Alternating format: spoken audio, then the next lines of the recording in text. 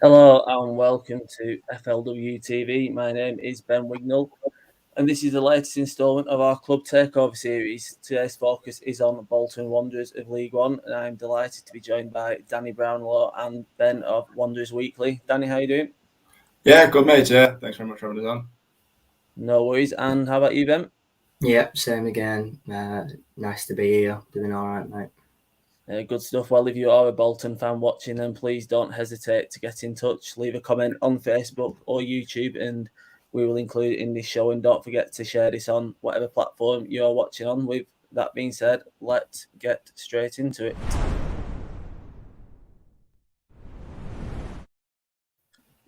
So, of course, looking back at last season, Bolton were promoted from League Two after spending just one campaign there. It was finally a bit of joy after a tough few seasons. There was a lot of strengthening done over the summer. There was loans that were made permanent. Afolayan and Declan John and others came in from other clubs such as Josh Sheehan and George Johnston. And on paper, these look to be top acquisitions for League One. Danny, what were your expectations heading into the campaign? Was it to consolidate once again in League One after a season away, or did you believe that the foundations were there to go on for an instant promotion push? I think as football fans, we're all optimists about our own club, aren't we? And you do hope you've seen it before, that bounce, that momentum. You hope can carry you into another promotion push. It's something that the club talked about wanting to do. I think realistically for me, when you looked at the business, especially at the end of the window, I was like, okay, yeah, promotion, yeah, the playoffs definitely. I felt like we could compete.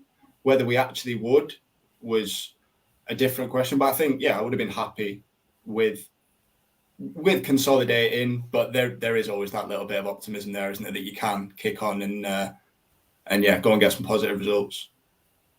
Yeah, Ben, do you feel the same? Do you feel that maybe a mid-table would have been a comfortable start? Obviously, that's where we'll talk about in a minute what's gone on so far, but that's where Bolton are at the minute. What are your thoughts on before the start of the season? Where would you have predicted Bolton to come? I think promotion was an incredible feeling after what was a really tough start to the season with new owners, new staff, new players, and it actually feels like a rebrand of everything really. So I think on the back of that, there was so much optimism surrounding it. I don't think Evatt helped himself very much with the comments that he made before the season had even started. So I think for me personally, a mid-table would have been all right. I think I would have, coming into the season, mid-table was what I was expecting. What I hoped for was obviously playoffs. I think the ambition for any team is to be up there challenging. But where we are now, I think, is probably a reflection of where we should be. A bit of realism, perhaps. I don't think the recent run of results has gone quite in our favour at all. So I think mid-table, especially now, we've sort of realised that wouldn't be too bad of a place to be. Yeah, now currently Bolton sit in 16th position in League One. It's a bit of a drop off from where they were around 2 months ago. They were sitting third after 7 games, just losing one of the opening 7 matches. League results have been a bit on the downturn since mid-September. There's only been 2 wins in the last 9 matches and no wins in the last 5. Danny, are you concerned about the recent trend, especially as goals on the whole have seemed to dry up? I think in the 4 losses that there's been in the last 5 games, there's been no goals then as well. Yeah, I don't think we've actually scored when we have lost, so it's kind of a bit of a trend there. I think the form isn't necessarily a concern at the minute. I think if we don't learn to adapt, that'll be maybe when we've had problems, because I think since we got the squad that it was clear Evatt wanted at the back end of January last year with Kieran Lee, Declan John, Afolayan, once that clicked, the run we went on, it was clear we were better than that league. We weren't at the start of the year, but he's put a team together that was better than League Two. We earned the promotion. But now we're sort of playing in the exact same way. And then you've got teams like Rotherham, teams like Sunderland, who can target areas that they know we're weakest, such as Rotherham did us on 2 set pieces, and then sat sat behind the ball, and that's not a slight on that way of playing. If you've got a lead and you fancy yourselves to not be broken down, they came away with the 3 points. It's all credit to them. So it's not a concern at the minute, but if it continues and we don't see any sort of look to change things, we have had injuries. We've been unfortunate with that, but that happens to every team throughout the season. So yeah, for me, not a concern at the minute, but I would like to see some adaptability and some slight change in the game plans, more in-game really than anything else. Yeah, it's certainly a little bit of a concern, but it's nothing that can't be turned around at this stage of the season. Now, obviously, manager Bolton, Ian Evatt, he came in from Barrow last season and guided the club to promotion back to League One at the first time of asking. It's fair to say, though, and we were just speaking about it before we came on air, he can be a bit outspoken at the best of times. And recently he did make a comment, saying that Bolton were the best team in the league. This was after a loss to Sheffield Wednesday, and since then there's been another 3 league losses and the draw. Ben, what are your thoughts on Evatt as a manager? You know, he's been there for over a year now, and do you think specifically about them comments, you think he needed to make them, you know, especially after what's followed with the poor results? I think his ability as a manager is more or less clear to see. His man management has been a little bit rogue at times, and he's landed himself, like I said before, in hot water quite a few times. I think that's probably because he's still relatively inexperienced. You know, he's quite young, and this is probably his first major big step as a manager. But I think some of his comments haven't helped our situation at all, and it's sort of amplified the real negative sort of spirit of results that we've had and just made that worse. And I think they've also added to the unrealistic expectations set out by some fans at the start of the season. But, I mean, he's got ambition and he's got drive. You know, it's clear to see he's passionate about what he's doing, and that's what we want. You don't want a manager that's not really too fussed where you finish. I think maybe it needs to be toned down a little bit, but I've said quite a few times, I think if he didn't have that passion and ambition and didn't make some of the comments that he said, then a lot of fans would probably turn the other way and say, well, he's not really too arsed about where we go and what we do. So I don't think he can really win. And I think the away fans absolutely love to pick on some of his comments at the Wigan after the game. The Twitter comments from Wigan fans were just unbearable. But I think his technical ability and the way he likes to play football and organise his team, he has the potential to back those comments up. So we'll just have to wait and see. Yeah, Danny, do you agree with that? Do you think Evatt could be the manager to, you know, take Bolton back to where they want to be? You know, start with the Championship. It might not happen this season, but certainly in the next few years, do you think he's the right man for the job? Yeah, I mean, I absolutely love the arrogance, to be honest. It's a very refreshing change from the pessimism that's been around the club for 5, 6, 7 years now. To have somebody that's sort of taken that thing that we've all invested in and said, "Oh no, actually, I believe in this. We're gonna go places." It is good. I think he's clearly got ability. As we've touched on already, there are things to work on. There's been signs of things that you think he might sometimes be willing to change it up a little bit, and we would like to see more of that. But for me, I love the way that we play. I think sometimes, especially in the ground home games, you can see some negativity from fans who think we are just passing the ball about a bit aimlessly, and it might go side to side 4 or 5 times, but then that 5th time, the transitions that he's been looking to make within the opposition have happened, and then we're in. And at the minute, we're not taking those chances, so maybe we're not getting the credit for that. But I fully believe in buying into something like that, where you can see a strategy is in place compared to the car crash that we've had really since 2011, 2012. So yeah, there's not too many more managers you could offer me that I'd rather have here at the minute, and definitely not within our budget. So yeah, we're definitely interested to see if Evatt can turn it around in the short term. Seems to be a lot of confidence in the long term from Bolton fans. Now let's talk about some players now. Yeah, it only feels right to start off with the star man this season, Afolayan. He signed from West Ham on loan in January last season. He only scored 1 goal out wide in that spell, in the loan spell, but he seems to have exploded into life since signing permanently in the summer. He's got 7 league goals in 16 appearances. Ben, what's changed in his game over the last few months to bring that clinical scoring touch out of him? It's in a league higher as well to what he was playing in last season. So what do you think's changed in his game?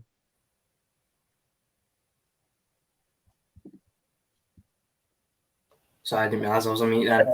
I think the step up itself has been beneficial for him. I think the way certain teams play in League Two and the way individual players play in League Two doesn't really suit his game. He likes to get on the ball, he likes to exploit space and dribble and play tight.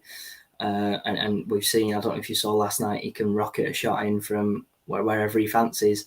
So I think the step up into League One has been good for him. Having that space and that room to show his technical ability has been credit to him. And I think I can't think of anyone that's been a better signing for teams in our league. I think the fact we got him on a free signing for 3 years, and he's surrounded by a group of players that haven't cost us anything either in terms of transfer fees. I think it's a credit to the business that Football Ventures have put in, and almost a new era of Bolton Wanderers. I think his performances have been unbelievable. So, and it's really exciting to see where that takes us.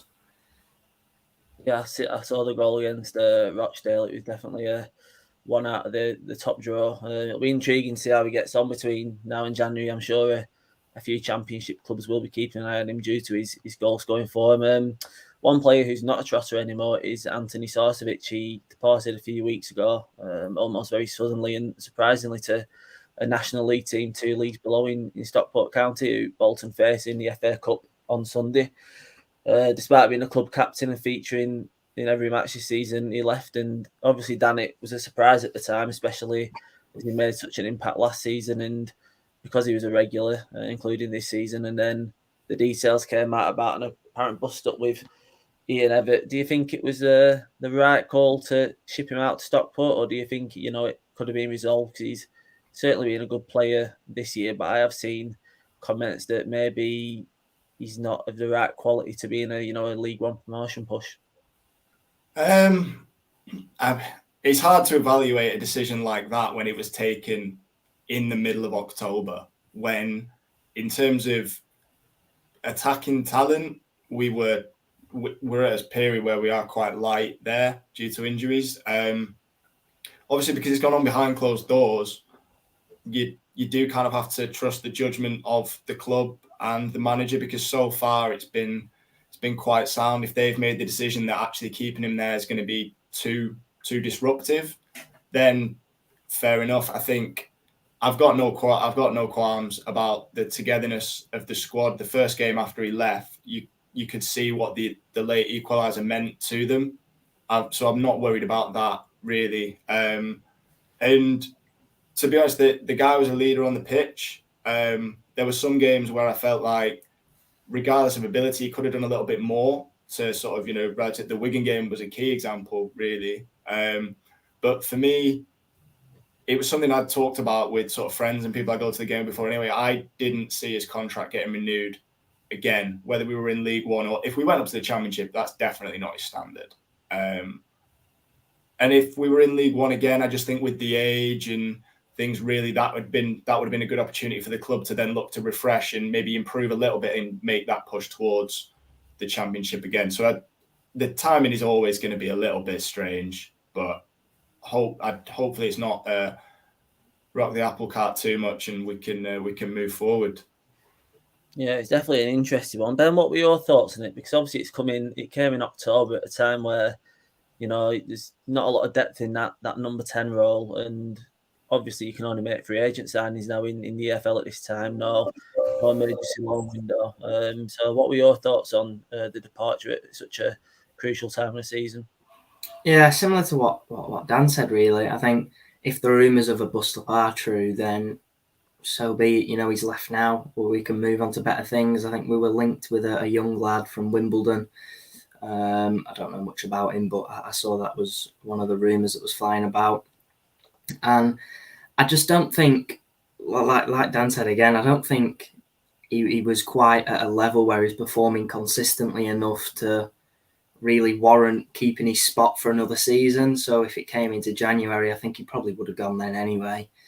And I don't think his contract would have been renewed because I don't think that was in the club's ambition. I think Ian Evatt said after he left that, he wishes him all the best and this is a chance now to build on the rest of the season. And if they did have a little fallout, Evatt must have thought that keeping him there would have disrupted things more, or they both came to an agreement that him being there for any length of time would have made things worse.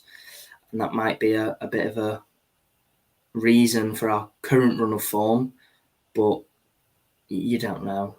I don't think him leaving in the middle of October is that big of a deal. It's not what you want, especially from your club captain. But we've got a bright future, so we'll just have to move on. Yeah, it'll definitely be an interesting reunion this weekend when County come to the Uniball in the FA Cup. Another player I want to touch on, and one of the PNE fan I've seen of in the last few years is Owen Doyle. It was a bit of a coup for Bolton to get him last summer. There's League One clubs like Sunderland who are apparently interested in him, and he did the business last season. He scored 19 goals in League Two, helping Bolton to promotion. They've dried up a little bit this season, though. I think it's 3-16 for Doyle, and he's not scored in his last 9 league appearances. Dan, is that a cause for concern going forward, especially because, when it comes to out-and-out strikers at the club, it doesn't appear that they have a major amount of depth in that area right now? Yeah. We, like as you touched on earlier, we've not scored in 4 of the last 5. That in itself is concerning, and when that is the case, you look to primarily your striker. Last year, Afolayan was, he created an awful lot of chances, but he wasn't actually scoring goals, and Doyle was picking up there. So on the one hand, they have just kind of reversed the roles a little bit. He still works very hard. More's going to fall on his shoulders now in terms of leadership and responsibility, with Sarcevic gone. I think he is a confidence player, because maybe somewhat unfairly, given his record in League One, he was questioned on his ability to play there. And I think he has got it in him. I think he can sometimes go searching for it, sort of go wandering a little bit on the pitch, which might be due to the fact that he's not scoring at the minute, but he's scored enough goals that I feel like he will come back to it. And, strikers at this level, they are always going to go through patches like this. At the end of the day, if he scored every chance, we would never have signed him. He would play much higher up. So, I think he's somebody that the manager still believes in and still sees him on the training ground every day. And yeah, if we had somebody on the bench, like chomping at the bit, coming on, making an impact every time, you'd question it. But at the minute, we don't have that luxury. It might be something we look towards in January, but at the minute, I still have faith that he could come good again at this level. Yeah, the fans will have their fingers crossed in that his goal scoring touch comes back. One player I just want to quickly touch on is George Thomason. Now, I've got a bit of a vested interest in him because he signed for my local non-league club, Longridge Town, back in 2020. So I'd seen quite a bit of him before he was snapped up by Bolton. I think he's been on loan to Bamber Bridge in that time, and he featured quite a bit in League Two last season, making that step up the EFL, but he's had to settle for a place on the bench this season. I think it's just been 1 substitute appearance that he's made. Ben, how has George adapted to professional football after making that huge step up from the Northwest Counties? I think he's come on leaps and bounds. Last season, I was really impressed with him, more so towards the back end of the season. I think his contributions quite often went unnoticed. But last season, I thought he was great. I don't think his numbers are the best, but he's done really well when he's needed to. I think the trust that Evatt has put into George, I think it'd be harsh to suggest that he's disappointed on that. He's been relatively consistent and he's shown some really, really exciting moments on the pitch. I think he's really good at driving forward. He's pinged a few long balls, and I think he's done really well. I think we've got some really good young lads at the minute, all sort of on that spot on the bench sort of position. We've got Politic out on loan, Darcy the same, but I think George has adapted really well. He's still young, he's still got bags of potential, so I'm hoping that with the youth setup that we've got and the players he's got around him, that development will only continue and he'll just get better. I think he's got the potential to do it.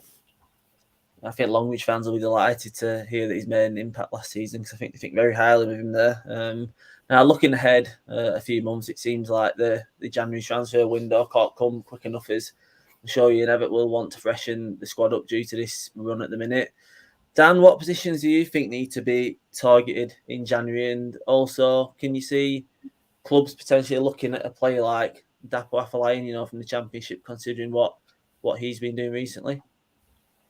Yeah, I mean, of course, I think people are going to be looking at him. We've, as a club, we've not had to publish accounts yet, so we're still not exactly sure where we're at financially. But I think we're going to be run as a sustainable model now, and we know full well that as League One fans, if we don't get promoted this year, he may well disappear. If it's a reasonable fee and it's a good opportunity for him, I'd rather it didn't happen mid-season. But I fully expect clubs will come looking, and if that did happen, that would obviously change where I felt we needed to strengthen. But for me, primarily, I think that there's certain areas that we need backup. I think we definitely need backup in fullback positions. That's been highlighted by injuries. I think we could look to actually strengthen our first choice fullback positions. I think one that might be a little bit controversial is a goalkeeper. I think the goalkeeper we've signed this summer from Barrow, Dixon, he's come in, he's taken the number one spot from Jilks, but sometimes his decision making is a little bit rash, and I think we've been fortunate that it's not led to goals. And his save percentage is also one of the lowest in the league. So for me, if there was an opportunity there, that's one I'd be open to. And then really it is the forward positions, and that's including number 10, because we don't have that much depth there. We've had injuries. Amiachi, who's been unfortunate to not even play yet, he will leave. And hopefully they've talked about getting him back on loan.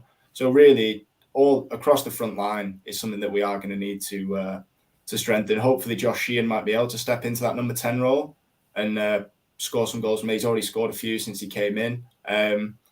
But yeah, if we've now got Bakayoko playing the supporting role to Doyle, then filling those wide areas where he's been filling in will be crucial, because I think the optimism that was there in summer has waned a little bit when we've just seen that actually the strength in depth that maybe we thought we had isn't there. But we had an excellent January last year, and that really turned our form around. So, every faith in Evatt and Football Ventures that we can maybe do the same again. And if we're not too far behind, why not get ourselves up towards the playoffs again?